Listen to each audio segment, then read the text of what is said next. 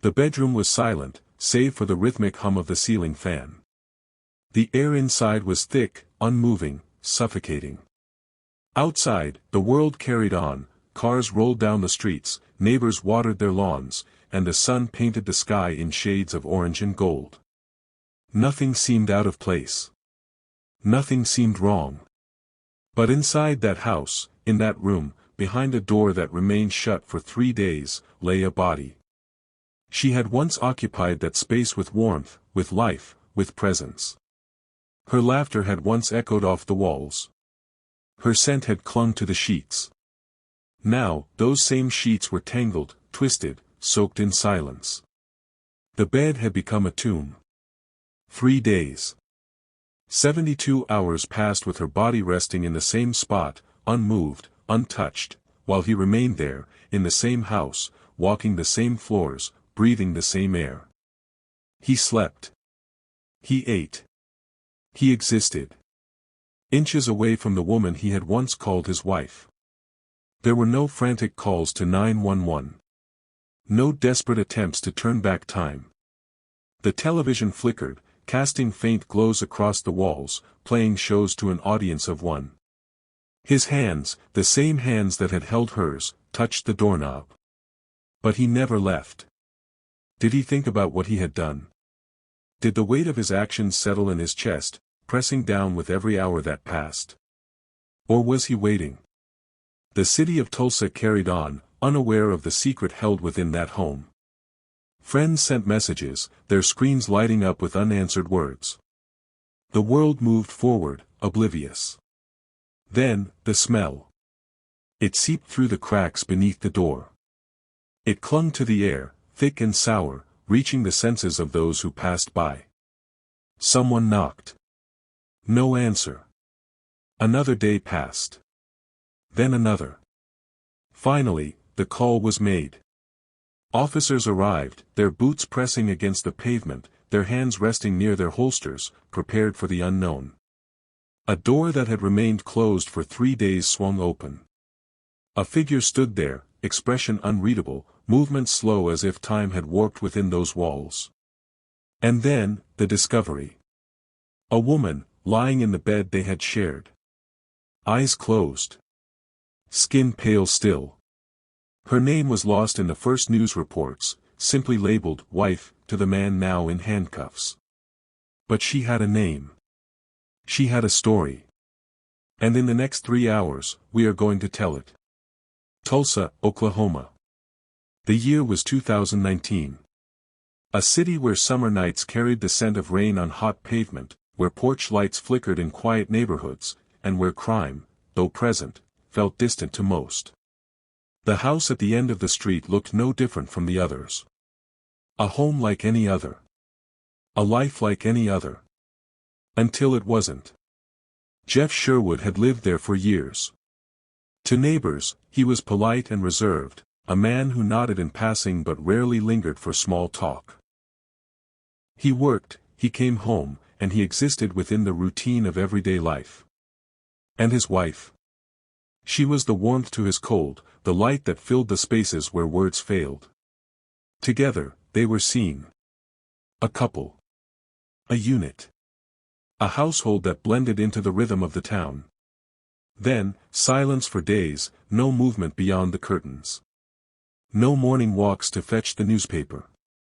No sound of footsteps on the gravel driveway. The house seemed to sink into itself, untouched by time. And then, the smell. Neighbors spoke about it later, how it crept into the air, faint at first, then undeniable. Something wrong.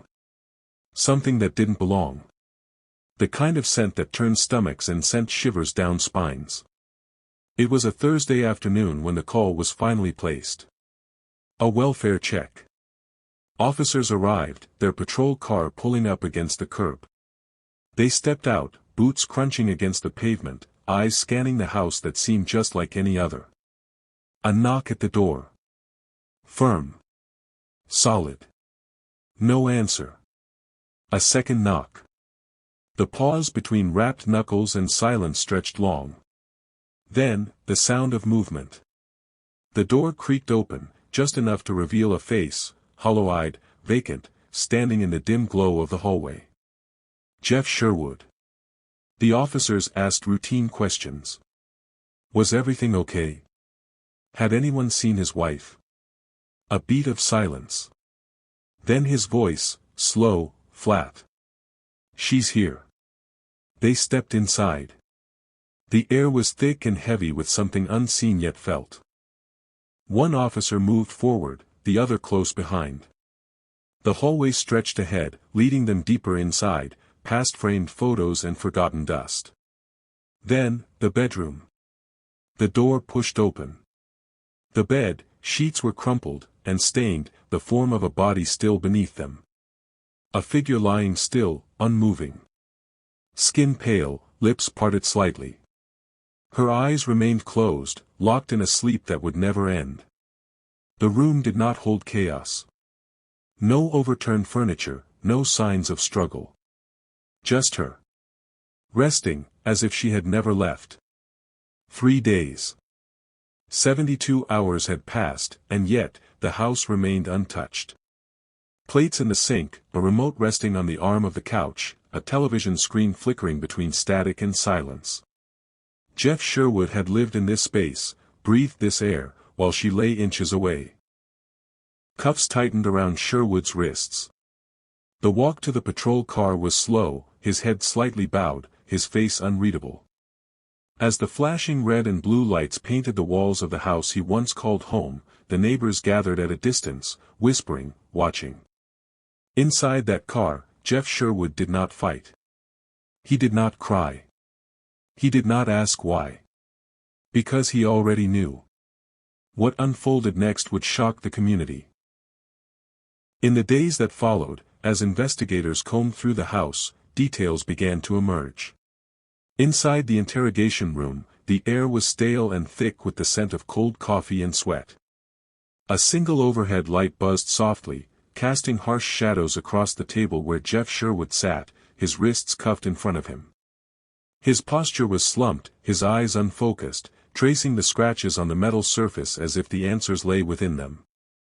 Across from him, a detective leaned forward, fingers laced together, watching. There was no yelling, no immediate pressure, only silence. A silence that stretched so long it seemed to squeeze the air from the room.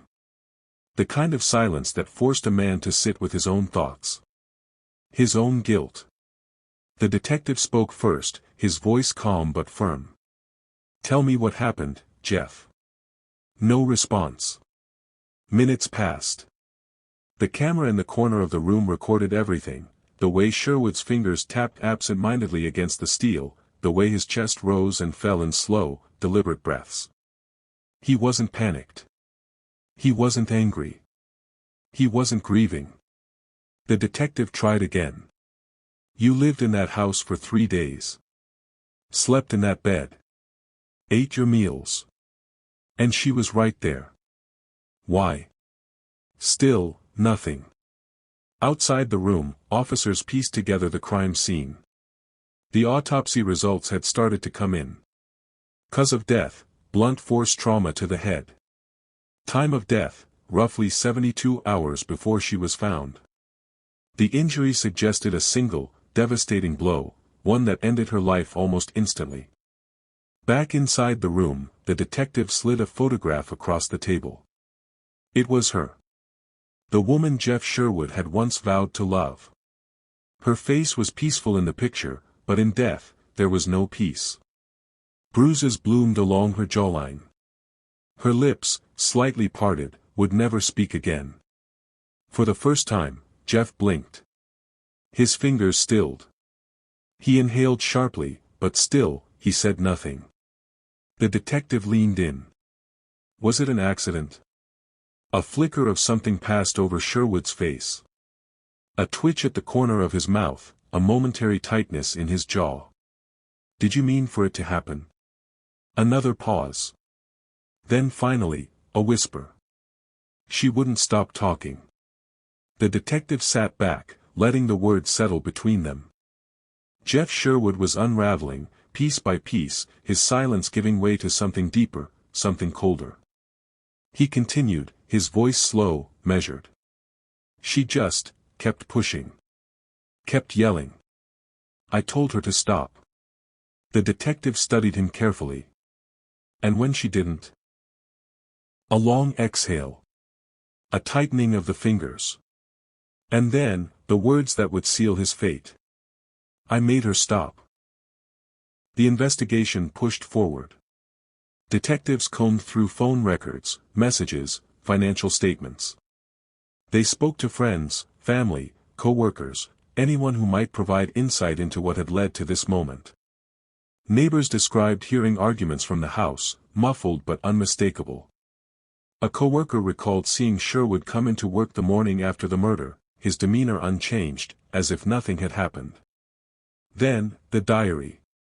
Tucked away in the bottom drawer of a nightstand, beneath old receipts and loose change, they found her words.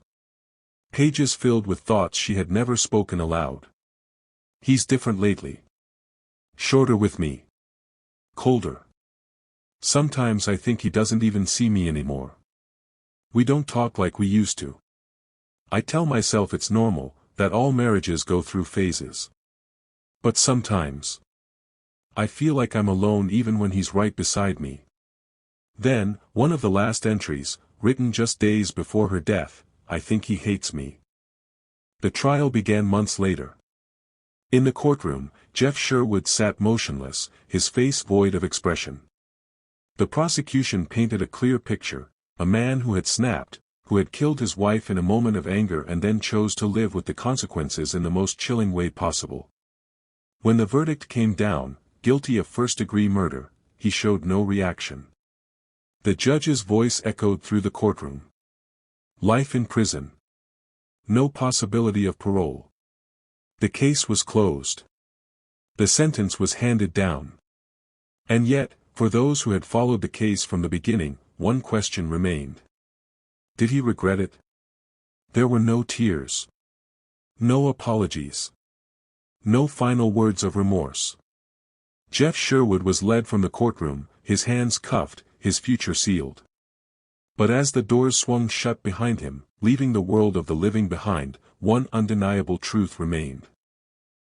For 3 days, he lived with the dead. And he never once looked away.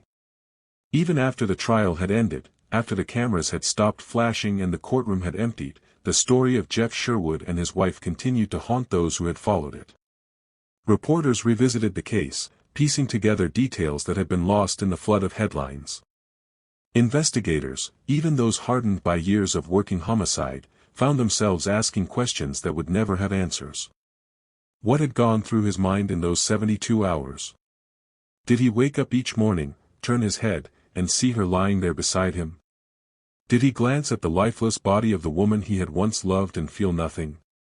Or did he feel everything all at once? In prison, Jeff Sherwood spoke very little. He did not appeal his sentence. He did not grant interviews. He was assigned to a maximum security facility in McAlester, Oklahoma, where he spent his days in routine. Wake up. Count time. Chow hall. Lock down. A cycle that would repeat itself every day for the rest of his life.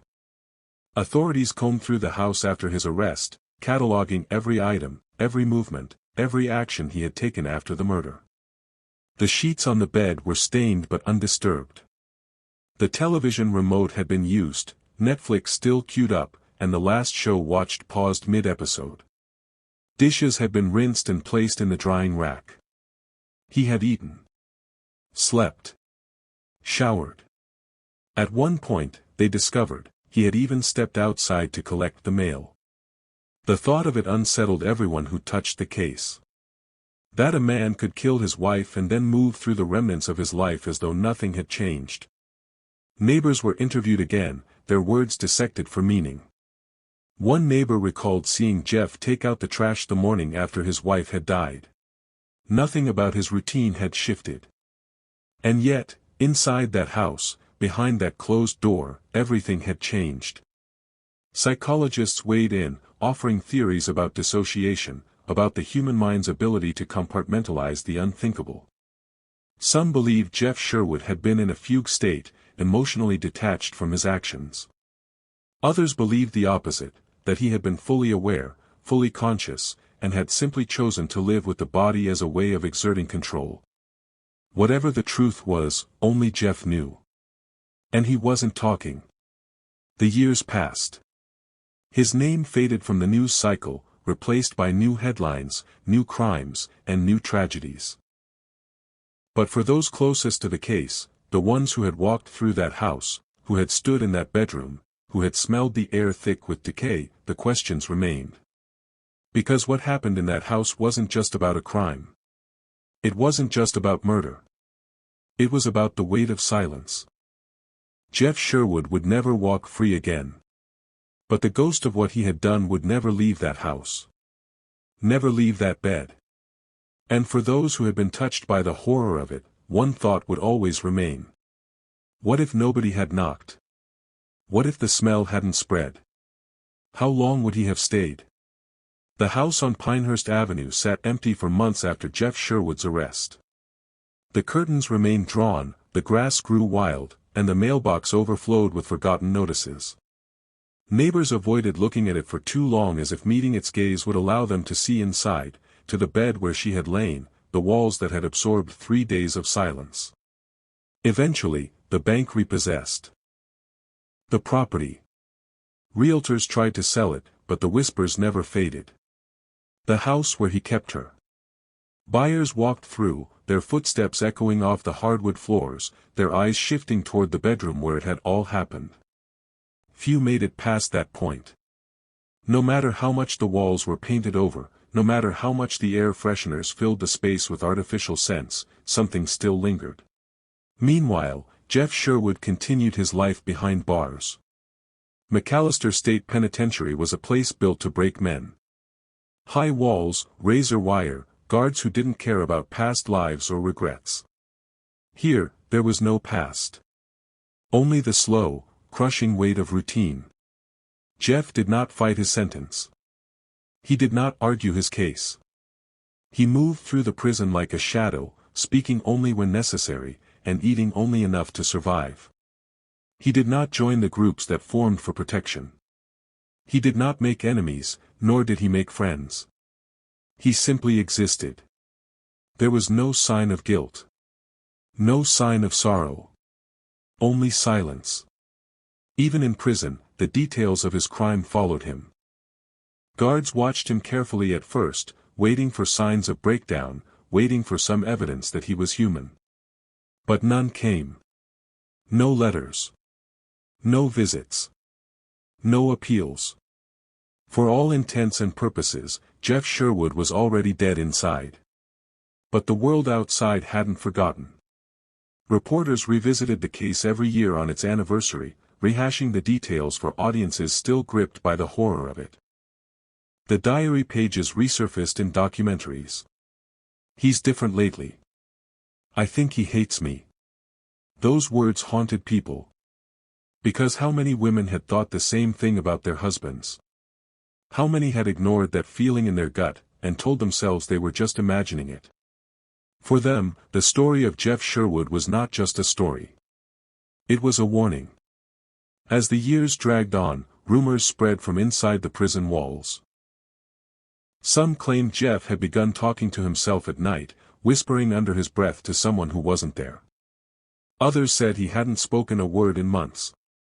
One guard swore he had caught him sitting on the edge of his cot, staring at the wall, mumbling a single phrase over and over. She wouldn't stop talking. No one could confirm it. And Jeff, as always, remained silent. Then, one day, he was gone. It was a Tuesday morning when the guards found him in his cell, lying on his cot, his body unnaturally still. The official cause of death was ruled a heart attack. No signs of foul play. No signs of self-harm. Just the body of a man who had simply stopped. Some believed it was karma. That the weight of what he had done had finally crushed him from the inside out. Others weren't so sure. Because in the moments before they carried his body away, one officer swore he saw something that made his blood run cold. On Jeff Sherwood's face, just barely, almost imperceptible, was a smile. What do you think really happened in those 3 days? Do you believe Jeff Sherwood felt anything at all, or was he truly devoid of remorse? Let us know your thoughts in the comments. If you found this case disturbing, make sure to subscribe for more deep dives into true crime stories that reveal the darkest corners of the human mind. And if you think justice was served, or if something still doesn't sit right with you, share this video with someone who might have their own theory.